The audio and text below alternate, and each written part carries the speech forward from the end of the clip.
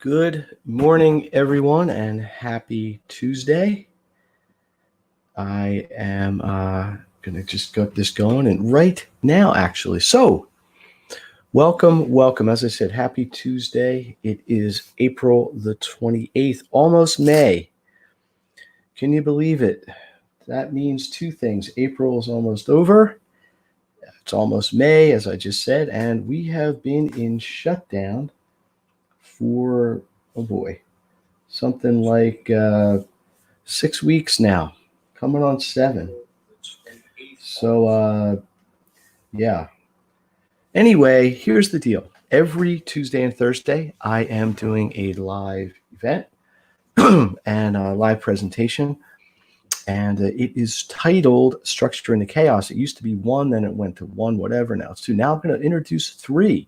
Why? Because it's adapting.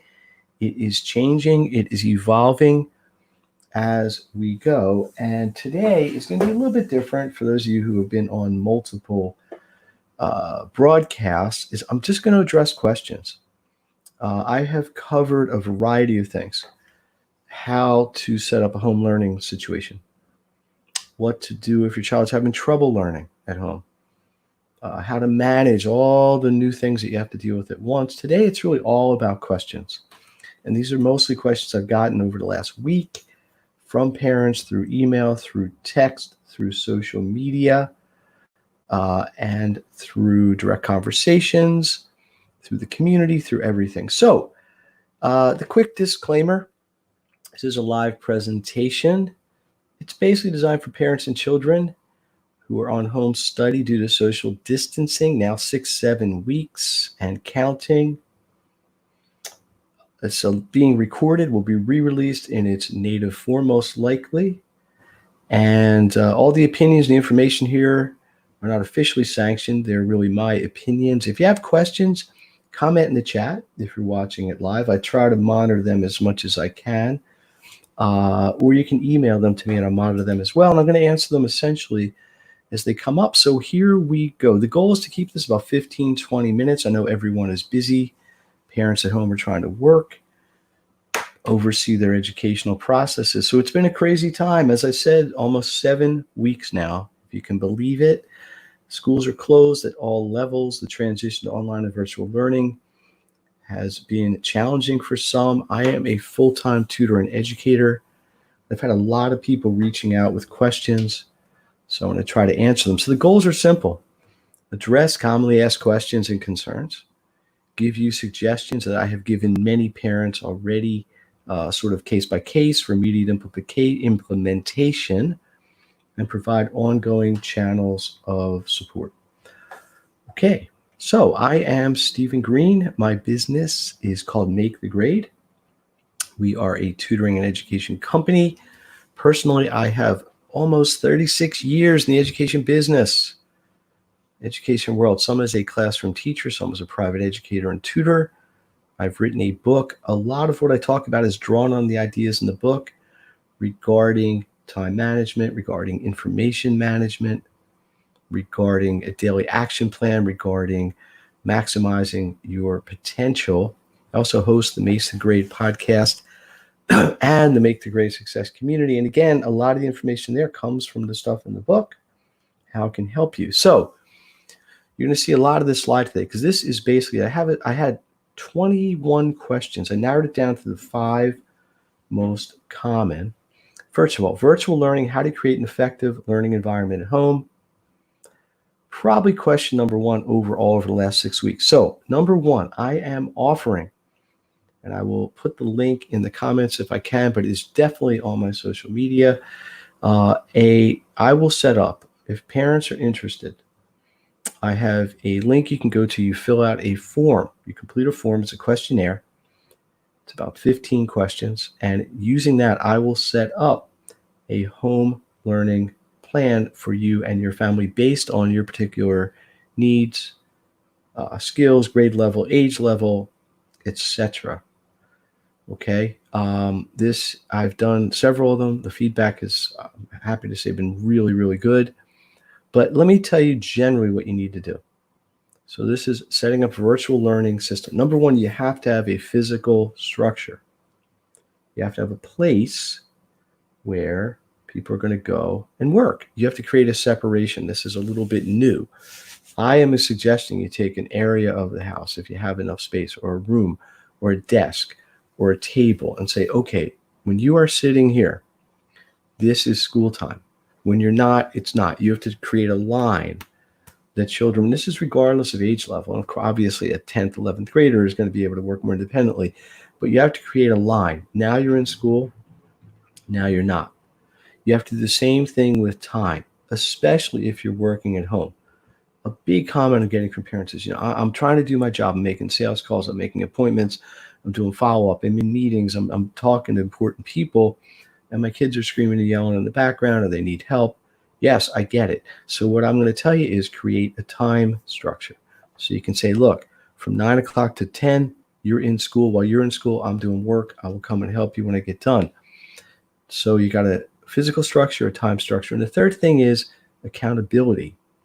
You have to create a system where these children, your students, so to speak, are going to be accountable. What do they need to get done today? What did they get done today? Were they the same? Did they jive?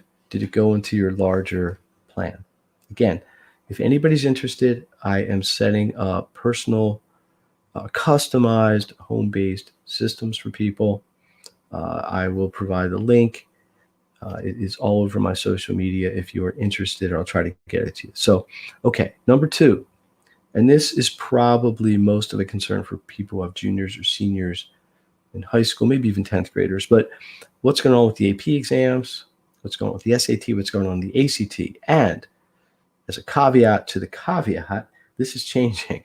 This is maybe different tomorrow, but here's the idea. First of all, the AP exams, a high school test, advanced placement, probably one of the most advanced classes you can take in high school. There's an exam at the end of it, which are the first 2 weeks of May. If you get a high enough score, and it's a score of 1 to 5, so typically a 5, possibly a 4, you can actually get college credit in some cases, or advanced placement in college courses, which sometimes helps you to go to a higher level when you get into your college. Here's the deal. The AP exams are going on. They will be administered virtually, which is to say at home. The structure is very different than it used to be. It used to be a 3.5, 4-hour exam. Now it's about an hour and 10 minutes. This may be a long-term revelation that they stick with. The big concern, simple, is people not cheating, students cheating on the test, and how to prevent that. And there's a lot of security that's going into that. Now, here's the thing. Let's segue this into the SAT and ACTs. The SAT was supposed to occur the first Saturday in May and the first Saturday in June.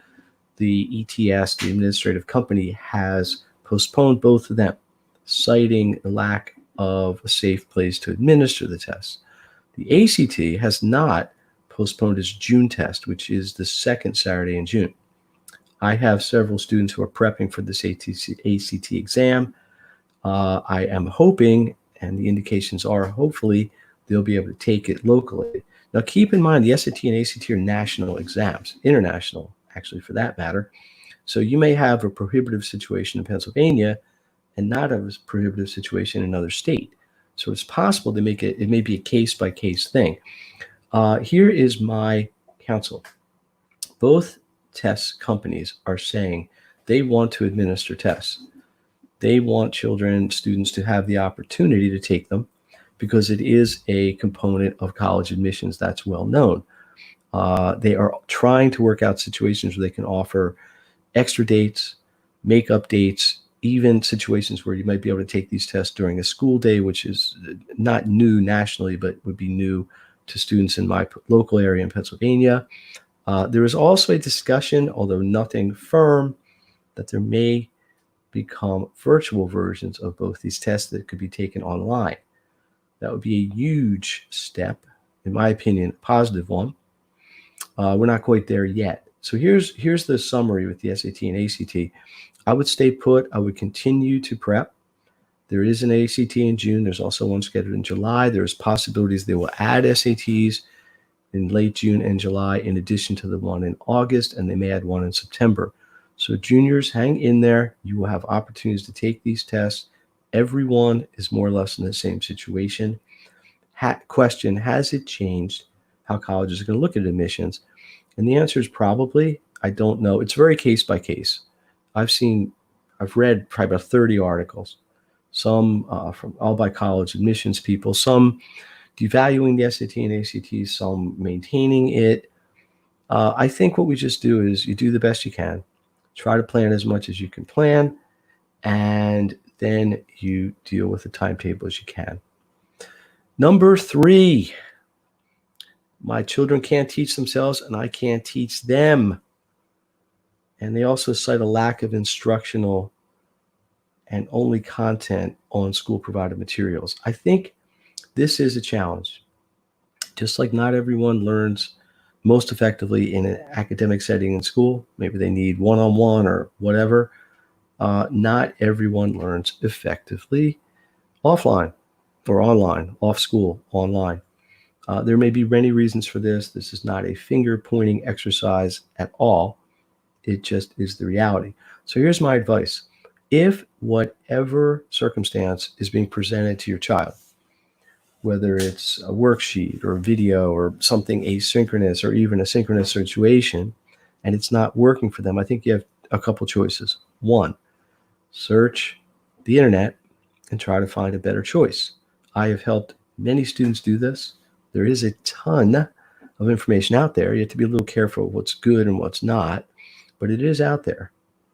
And I would try to find alternative instructional things. Now, of course, you can seek out professional help. I am a tutor. I am still seeing children every single day, helping them with all kinds of subjects in the math, science, and in some cases other realm. But if they can't help themselves and you can't teach them, I think you only have a couple choices. One is to seek out alternative instructional material, videos, whatever, or professional help. This 4th one's more of a social one. My kids are bored. They're bothering me. I can't get work done. What do we do? How long is this going to last? And it's usually said with some amount of angst. And I hear you. I'm in the same situation. I'm home. I got my kids home too. It's an adjustment. Let's just say that face up. Everybody's adjusting. Kids are used to being very active. They're used to being social with their friends. Some of that occurs in school, some after school. This has been tough on kids. They're missing all their activities. They're missing all their fun stuff in addition to the school stuff. I'm not saying that excuses anything, but I think it's just a sensitivity thing. If you do have to work at home as a parent, it's going to be a balancing act. And this is where I'm going to go back to question 1 of really being sure you've got your structure in place that's going to help you deal with this. Again, I am offering to set up plans for people to help them do this. But I think the key is to just deal with it head on. What do? Deal with it head on. Set up structure. Set up physical structure. Set up time structure. Set up accountability. The things I've been talking about. Which leads us to number 5, which is how do you get long and short-term support? Okay. Short term, I've already touched on a little bit. I think you have whatever the schools are providing, which is varying in quality, varying in ability to teach, but I think it's improving. It's a lot of work to plan online materials. It takes a lot of time, takes some technical expertise. So let's appreciate that. At the same time, there are other ways that you can get help. Okay. Again, you can seek out tutors. You can seek out support communities. You can seek out other stuff online. Long-term is really the same thing. I mean, it's late April. We're going to be in the circumstance for another maybe 6 to 8 weeks, maybe even 10, depending on when they're going to decide school ends with all the missed time. So now is the time to seek out and get your supports in place if you're going to need them. Those are the most common questions. Let me just check the feed here and see if there are any other ones. Steve, I agree with everything you're saying. Very helpful. Thank you. My particular concern is, and this has been brought up, I have 2 children, a 3rd grader and an 8th grader. Their situations are completely different. What do? I feel like I have to be a teacher twice. Well, honestly, you do.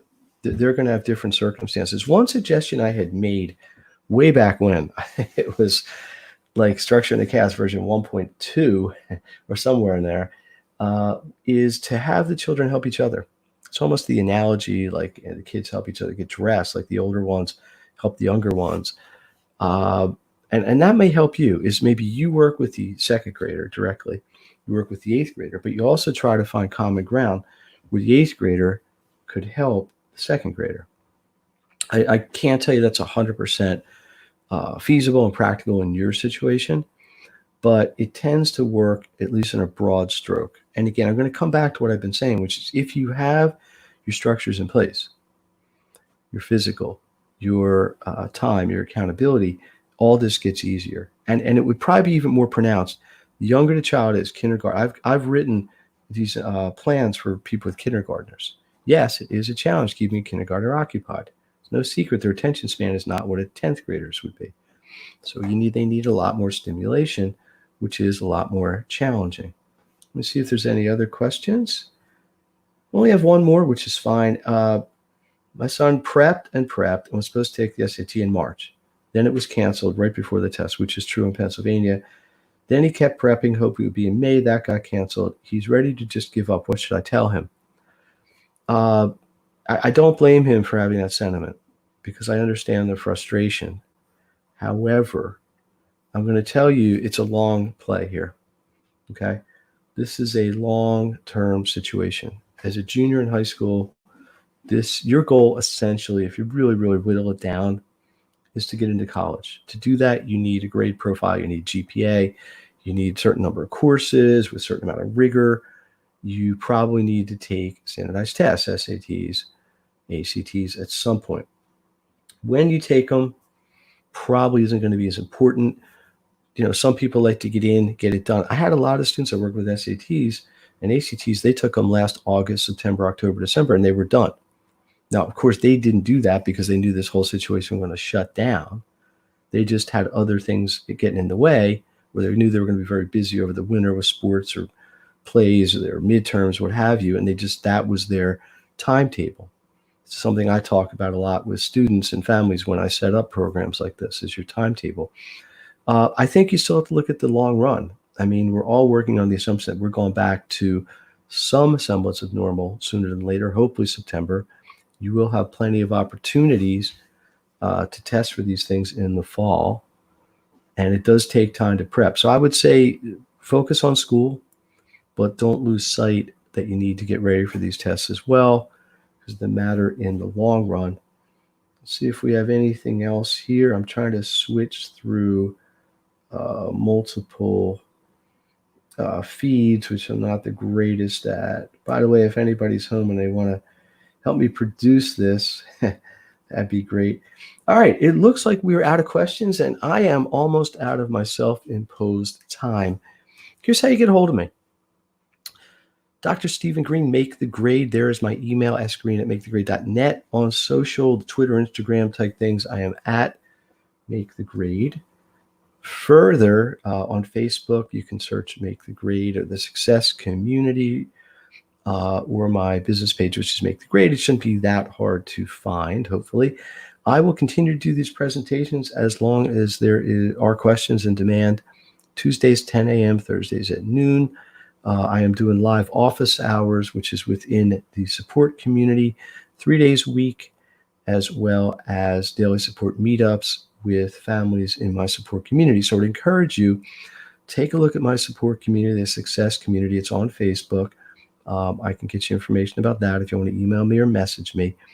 And I'd suggest you listen to my podcast. And I'm sorry if this is sounding like a commercial for what I do, but I spend a lot of time trying to provide up-to-date, current, useful, actionable, there's my word, actionable information that parents and students can use right away.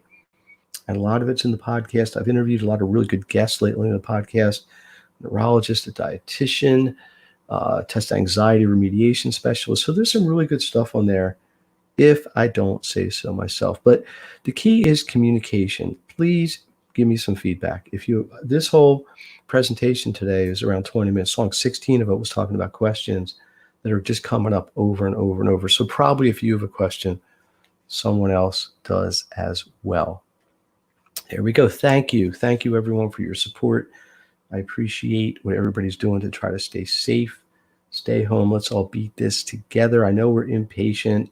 I know we're ready to get back to everything we'd like to do, and the weather's starting to get nice. It's going to be harder to stay inside, but think long term. So, Stephen Green, make the grade. Let me just get on here and I'll say hello. Hi, everybody. Look at this. Yeah, you can tell I'm shut in. One last check on questions. No, we are good.